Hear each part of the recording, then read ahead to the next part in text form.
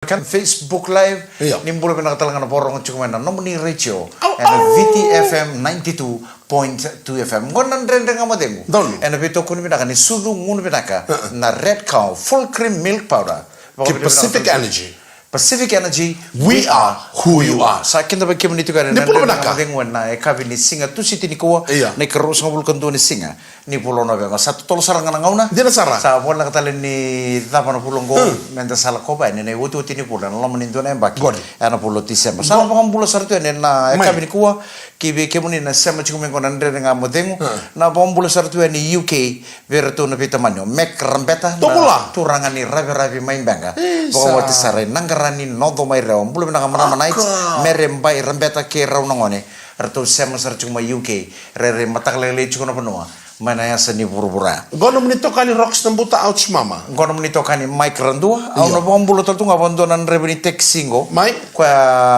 pikte ke mena market indona singa me drop te ke ungai dengo. O somo sian. O som. O benak. Oh sulia ni buat $2 nunggu bodo nunggu tu nunggu Mike set. Apa ka sangai? Ni ovina kata meta apa nasi ni ko mumbulo telangai. Mukaku ni buntung amaya umaro ya iko mati ni sangan umsiadi.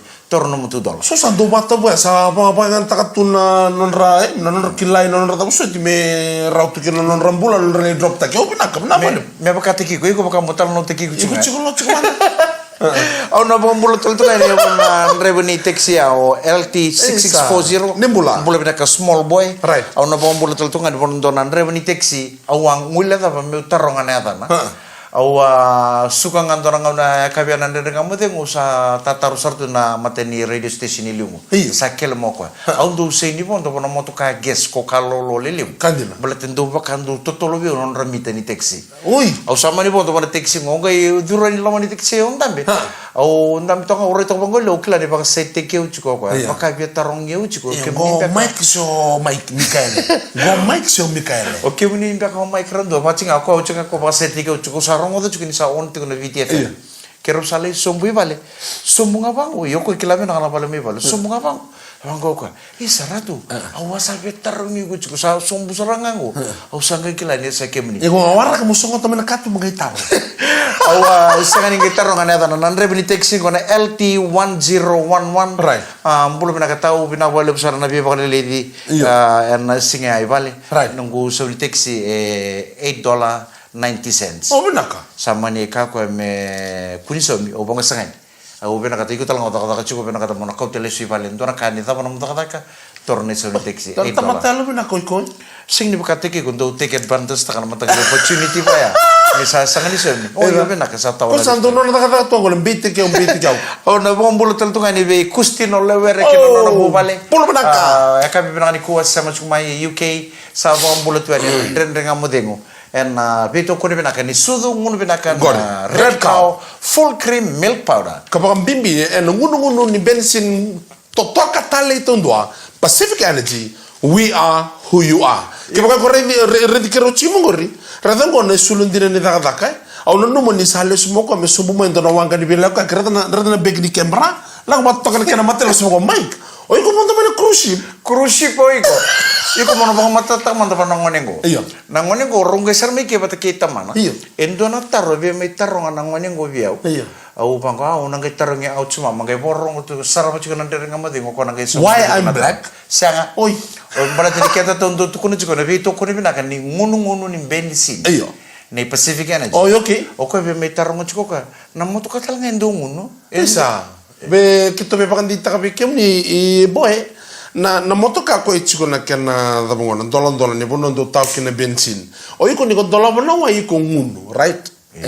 na bensini na Pacific Energy ko bakanga na paipo iko na tambakan na wa ni be ngunu na motoka iko na dolon na musuna iko na tawana na wai na ngunu ni bensin totoka tali yang saranga na buna Kotos chicken na motoka. Kotos chicken na motoka iko bondo chicken ngori Toto boy. tanga ke iko boy ke pakai ko sana karmada. Iyo. Iko na lakon tara pai iko na tola ba mongunu. Donu bina. Ke pakai ko na sin ngunu iko na karmada iko na roni na leng. Right. Ya pasar nga na motoka. Kwa ke tentu tukunu chicken na ngunu ni bensini. Right. Na Pacific Energy, we are who you are. Iyo. Ye new sabe ngunu talanga iko na lako na pai. Donu bina kasaranga. E ana tuku ene kabini kuwa ni takini na maro takis kuna ndendra nga modengu. Ene bebo no ni sema bol mekina maramatina na bibale kuro. Teka buchi mengor so yango na bekem no suko chimani daga daga no lori da mga. Da ba bini bina ka chiko. Ene company ruwa Red Cow. Red Cow full cream milk powder ke Pacific Energy. We are who you are. Ni sambul benang tal Ni nasa pula. kay sema chukumengo ndrendre ngamo dengo na beto ko ni binaka ni ngun bensin ni number 2 na nondo bono Pacific Energy we are who you are binaka wala talanga na beto ko ni binaka Red Cow Iyo. full cream milk powder Isa. be bota kana nondo bono opunjes ke ka sabi talay nam do ngone matakal ni mataka Ronda. mela ke bulele mem do sudu Me bot. bulia sara na sudu ngo na Red Cow Donu binaka na sara. bul makau dam damu eso sok binaka ken sudu Isa ili wo ndo siya ni bantaka to na sudu na Red Cow. Iya. Na vida na singa na mada sau chuna ngona lande mai kino kona program go sa kipato bole biro na ngone. merungu na Red Cow Rongunu ke baka rongunu bana bang mero ando na taba sudu ngo rong mode to ada usara mata kelilai. Ili undo bantaka tal ndo sudu undo yan rawaso ma mucha mix kongo warai. Kan bal ko rautir na ngone ke baka ser ngunu sudu taba chikar na ngone. Sulebe ko bir na Red Cow. Oyi ko bendo mem sudu taba. La ko talaga ni bal. Saka indo tentala sudu mo juga itu. Kebana ni berarti au na beko tamu nonton vitalo nanda dengan kamu temu kami ni kukila na isau ni kakana. Kebuka ko nalla ko nonton bi market na ngono ko sa chiku sarang etaki. Igo kila chiku nonton tanga tabio kana ngono ko sa chiku na bi. Au be kuram bita ka chingon no mitukutuku. Na dona tanga tabio kana buli na ngono ko be na fama serra ko chiku man market sa dona raunan dolan dona tanga tabio. Puu! Na ibe sundalo wa. Gebada na imbin. Iya, na ni sala imbini o ni sala imbini o kota langa kobulia. O ko bena Kono bena kata tum. Bena kata mera o tumi kino tum kino bal ko sana la ki imbini na ta imbini tabi ko imbini $3 sa $5. Ko imbini $5 sa $10. Au tarungi sere masina beda mata so mas. Sa iso sala ni tabi ko sa patungo. Tuno kata mana. Retala na tangar tun tabu tunggur ngurin donan raunan dolan dona tanga tabi ko. Po sa sole usara. Wata ke na ndalo na ngono go sa chiku sara na ibesun talo ko saule le ndo era Iyo. $3 ngono go sa $3 kelima pasang bul kelima sa $5 sara na dola Iyo. do na ibesun talo na ngono go ngai bu bola ka tu ngone sing sudu sa ko ngangi Right. bala to ngone ni orto nando tete korto ndo mertu tete tu sangai balang Iyo oro de chikuna. sa lala me nando be korno de be tikitiko na dorbo ko era nei tampangone ko tu do mertu tapioka sara chiku me balangi sara lagi taka ke Australia ke New Zealand Iya. sa waranindo eti tabiok sa kena ko nga na tabiok sa chiku saranga ta kena isau Sa tagaire de nan rambulan di baka baka roer mai tai e mai ko er mai tai. Igo kala bena ka usala simo Australia vida na bonongo re. iya Na tamata ere andua ya rua ya tolu tulu job dona bubale. Bala tala dama. Meroni kita tako ira na nambula na dona bubale. Sor ni taka taka tueningo le suka le ndrebonimbasi. Si le suka le job tal dona stoa. O ya usana no mochi ko ni sa tostek chiko na tabi ka pate ken nandalo. Iya. Boy be mendaru sa o suka pa ngondor le ndo tal tu nindar job. job da Mendur tako sola ni mo. tako so ke dona Mendur le dona sto chiku ete indongo bikito na no to sto ndo bi masor to na kai chai bo sabi na kata chinggo ko me sala ida o sa ker me no gusta kan job me kero tamban ni bi masio. Na bono ya karon dore di chiko. kene bi masih no Awa manda mochi. Na ngone leong rando bi mas ka sa tarong ko ay mendur ke leta ka bada berna ngone la mendur ba wigani. Wa wig darbangkan imbul. Ana buki kele ngana kere mo na Korea. unggur kento tala taka meta ka orun le taka ko nganggur sapu sala De mangara tal dona boy. kana ko sa era ora sorang dur suku ngai kera de kamu diku Bi mas. ta ko setai do tal na joba do lebi mas do tal la income o ngone ngai sala ni kino ko lebi mas Yo ya na tuku be kanda na bio kani. Da budget ta kana non bulan ibu bale. E marro itiko sona kami bale ta sing sudu sa bolaka. Na tawasi ni ambaki. Wambimbi chiko kana boli chiko bala na non raya na ngoni buli. Bala ta ndre ni bulan ta sa stabo chiko non tabonua. O de kila. Ena siangan ni ta tangera ena ngai chinga mai na ngai chinga kenda ngame ta babarau. kiko sa uyu ko simber ndon mo ngone Ese bere bulio. Ya nangon talaga ko kila ni sa rabi ko ya kachukin na nangon na form Gor. ni back to school kuna Iyo. $200. $200 back to school sa kautar mga na form ibali sa dudon misala bakali wen search ko baka totolo. Kuno ba wala le? Requirements kede pina kata mana matin tu me kambi matin na form me ba kau list tan chiko kuruli bala tor tu ngamai kurni buli arto ngai kau te kena Ministry of Finance. Dor bina. Me rawanin na kau mai kina na ronan dolan dua nangwani. Iyo. Ana ba ni binakata ni bikem ni kan sarna tumbu dana no mochi ko non rambula talanga ngone bimbi ci ko ni sabaru da ci ko non rabuli mer rawata binak sar non ra na pitoro ni satte ko ni ko na fomon Oh, form 6. Eyo. Ni pinakachukan ni bikem ni nangwani buli. Saya form 6 na matang ko sa matang minggu. form 7 madongo form 6 madongo Form 6 na matang minggu. Right. Sana kay tiku buchikin na naman ni Peterong. Sabang ni pinakatuan ni. Ana buku ni Peterong ni Fiji School Living na maka ci ko ni dana ngon lek lek mengo no gay talno taka bikem ni dona dorobo ni New Zealand lelay no na taringo ko na tarongo why you black and bito ko ni binaka ni red cow Full cream milk powder Pacific Energy. we are who you are. Turang kina maramanan renre ngamotemu Sa. and VTFM 92.2 FM. Right. And bito kuni pinaka ni sudu ngunu pinaka na red cow Don. full cream milk powder ke Pacific Energy. we are who you are. Vida na sing sawo ci na siga tambo ngol tu batir tore vici na ni nakor may tongo ber. Dona motka kito bi ko sombutu ramara wer na nongu ni sandender ngay rebiaw. Ui. Abang bimbi talanga ber to na vici nani kito ya dani kito ngunu mango kito kanai kito ngay ngol tal tumai ko na bu na ubo su ceo na siga na no mgiringirani au no kasaranga na lebu nin rebo. Un rebo so munga na matakale ngu total mo na singa lebu. Ni bo su ceo rongo dani ikum ni nene biaw. Dora kan nunggu dunrubi ko nono ni usang ni ngole me da kan renre ngamu de nama ki kutu irna sar chumi ngongeo ayang geo el ngoen don ngone pa kila to ngone. Ikum ni ker ni boste ke mandike. Ondo tale Sang ngoen don ngone pa kila no usang giring ko ko bi me kero mende ngamu de. Satu kuno ko usang ngole juga. Sa wa sa. Bina kan ningai de remote dingu. Ketong ke me kerong ke me pakan dendai rotu sar cuma na kabina no. Ni ko sa mes tal ko tadi. Dal ka mo tadi. Yo Ni so tale. otadi yo redi ko ngoni sinchu kan dendai ngamu de nguntan na no oso solele me no pale biar tu na no ngoni re rotu bi mate pakan ngoni. Iyo. Usapa ngo tadingu. Na buni non rodo to bi mate ngoni palet na bon ora lain tabu chukin na chine ngoni talai din. Do tu kuno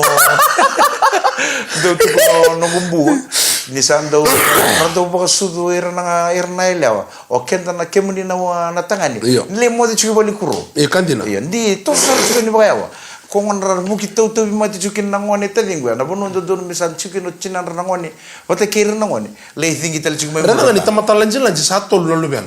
Ko ni do dio fango ni ngoni kambi chuga ni bi tini abu. Sese chuga na butona sese na butona do ale adia. Pokoknya ni bina tu ni bita tinggu de Messi na puno tapang sar cumi kena nandren ngamo de ngone kami ni kota tinggu sa kongangi iko mo samo de juga boleh kuro. Iya. Gay meni maramana ita o cina ya. Oh, ko yang segala suka. Ni maram ni kantam. Iya, sa kongan na bukin nonton dole dingi tal juga ni bira na mau tinda. Iya. Ko ya rondole mbata cukin naman. Awatan lo tak ni bi kim ni don na dorobole le no na taringo wa you black mani sulandi. Kim ni klav na kondo meke wa bo ki mai.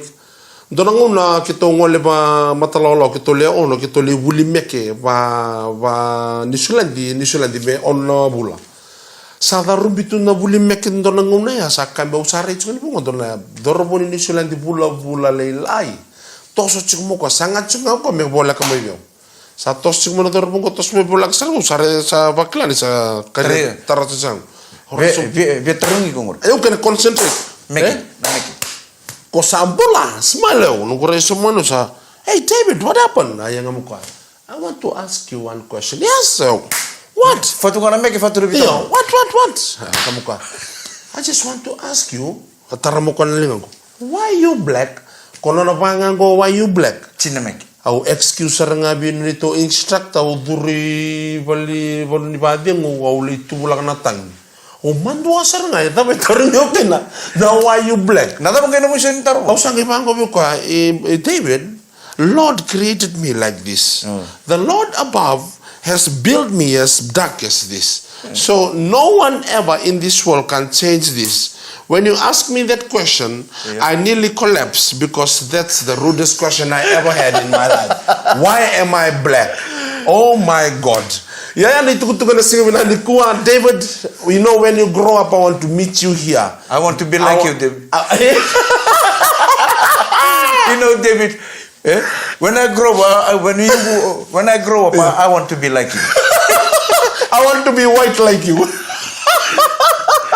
Nakalakunin nakachika ni bike muni nasa to sa chuba ka ronguni ang konna baka mi bitol nga bike muni may balangin dito na ngauna ni nonda besemati enande nga modem may na sini puro rongore re matakle le chuno bonua so singa lebu esa ni bingo bike mi biti sa uchi to na ono ena kabini singa to sini ko sa bola chukona bitu pon ni bina ko to kan ni bakite sar ni nguni ang konna lebu na bono o yum sando so tabe kina ba lebu nan rengo non rando taringu chuko why I am black ando nanguno le sar Wellington 7-2 gitu to Kenya Kiwiti o sa ondo ni alibi ura na kangu sa chia to yo go Fiji white t-shirt go Fiji may biko mani so la di Wellington go Fiji go Kenya bango Fiji white Kenya red with the uniform red green go Fiji go yo o reini irabango bikito so na marama nibiti au kinda dala sarangan main nogu chia to ya sabu kimendo na marama nibiti bikenda. Excuse me, Ngobiao. Excuse me, are you from Kenya? Batungo na lolo niyango. Na lebu ni kata-kata niyalong. Di utsi nang kita ya kem gali sot na holo sang kibator ngira. Musi chinga na kata. Oh di mo tana marame ako sandendeke. Aya sar do benturang wele. Kongor sangka minduang na mado bango bokala. Turanga kera mara red ngamo de ngori beto ko. Sudu ngunu binakana red cow. Why you black? Full cream milk powder. Pacific Energy, we are who you are. Are you from Kenya? Nisambul binatala turankan marama dharbo kenangone lewa. Excuse me, I'm not from Kenya and I'm not dark. And we took on binaka the red cow, full cream milk powder. Pacific Energy. Pacific Energy, we are who you are. Biki muni nan rebi ni lori, kyo san rebi chuka na kami ni ko set tak chuka na namu apa na escalator. Set tak chuka namu indicator. Kondo indicator kama na lebu ni wewe chuka namu lori. Satu kono chuka na e. That means empty. Empty. Mo ba kona sar na namu lori. The Pacific Energy mela kita okene. Kaya sa lele baka na engine oil. Sa doon may sa refill na brake fluid. Sa doon may pump na tangi na taya. Sa doon may sababin na namu windscreen. Tawa na way meron ibang matatatak na radiator. Kona ve Pacific Energy mona laking grabe kina mataka lele ni mataka ke bukan to sabi ang unchi sisanga chuka na sudi mani bangara talaingone to kuno buat di dinesto alay ko to may dora pakete sudu na red cow full cream milk powder. Donu binak sara exact kuno chingor kan buku ni wai. Kuno bakai dor tabelengu do pari to mai busia ko kumbote lebu. Na bingo no kede mo bondo na loringo sara de i tunga i. Au sa do ngono sa bonde do sa ko tabelengu yo. Mai ngono maten ngono bondo kina loringo me do ngono ngo. Iko na no mot ka sa ara ngona empty. Boba tuan na wai. Eso na tugun din na mai. Eso na nre pasar tunga ya. Baka ir na pari chingor na rebin taxi ni sa chuku ko ni labo. Sandren desar ngam ko tono no luri kin ngun bensin melitawa. Kanti na sarako. Esa katal ni bena kato na income sarawata. Mele expenses ta me tawan tal na wai. Claro. Obo ngone. O kono lorun gore na ngai tosong ake baka taw bona wai ke sa i. Sanga mo ya bola to baka ken engine ni sinrawa. Ni sa sanga bona wai. O lebu ngono ndo maro takan ndo duran ni bango me full basar tu kan wai na reba. O ndo ke bango berkala tapa. O ira nan reba budesa. O ira ndo duran ni bango tanto buka mantangan nalo dan isa wang katoka na empty Sa air nan reba mamanggi. Mamanggi. Randu sini pernah kata merandu spend tak nela sa chikarovir. Sara ramat cuma income. Me buli kina. Reder no kanta na masuko na masalah ngabi kanta na taxi driver toke. Or ni sember ni limo din to neka biar do full bata kan nonra woi ni taxi. Barata na mataklilai. Esenga tal ni ang merbangara na suniwo ini sachiko. Rata kata kami ale singelebu. Ngoni sale lele na kasar rawata la bimbo so rawai ko. Yuk sangai top up tanga badal na next day. Ni semper nyo bakile na mo taxi, sena na mo minivan, sena mo motokai ko rawai lau chukin ngori. Tawarawa, cek rawa na way na katodo ko set raw tumbalata ni matagal ko nga, iko take off nga, ay pala nga satu. Satu sortu. Sangat taling go bangkara. Iyo. So ni wewe imbalate ni osaba kata wano. Mas basta boy kung gayon driver taxi na kangko. Oh, au ni sandra taxi. Suka nga kaya taxi. Kung ilang kontor mele solbimbo sa tao kete kena wewe. Vitali man nga sa full ba. Betos tumo ko na matra. Na way taktal dito ba? Boleh terongom bos. Wes naman ni. Ako are I have to. Yeah. Sina oil, siya tabek. Sa tao na wewe meda ba me di ko na lor me sa kana kena wewe mengita ka ba. Kung na income sarang ako dito mole solbimbo so kung taban to mado ke $200 mole solbimbo so $200 ko tawa na kete kena wewe. Pacific Energy, we are. Pinaka Pacific Energy. Rona maramani bonole bu. Ndo labinia bote ke mere. Iya.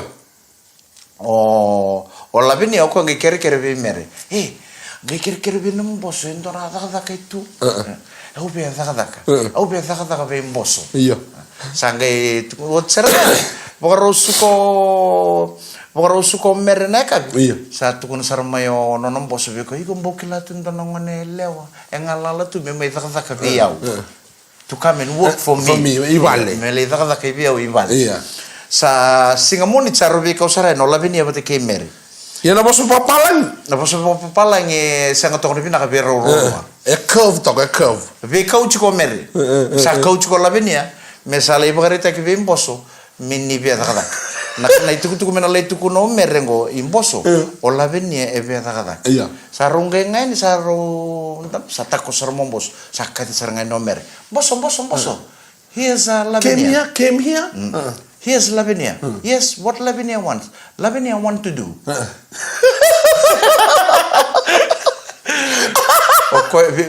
Minta cukup Mary.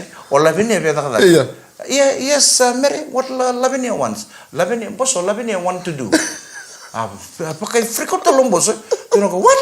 Do the what? Lavinia kau mengai betu kuno kau beli kata betu. Lavinia want to do to you. Ika sanga understand ta komboso na da bebe tu kuna chigo mere nyongo Lavinia o kwebe me daka viko o ngo kwebe me daka daka o kwebe me daka tu kuna chiga me daka viko boso this is Lavinia. Yes, what Lavinia wants mere Lavinia want to do boso. Huh? Lavinia want to do the what? Want to do to you. Sangay man ito kada kana maramang ko Lavinia. Ako beli daka biko. I want to do to you. Ako beli daka biko. Yes, Mary, Lavinia want to do the what? Want to do to you. Ako beli daka biko. Kurang marama sana dapat lagi nandre. Nabangang ko boso. What do you think in Lavinia? Am I a construction?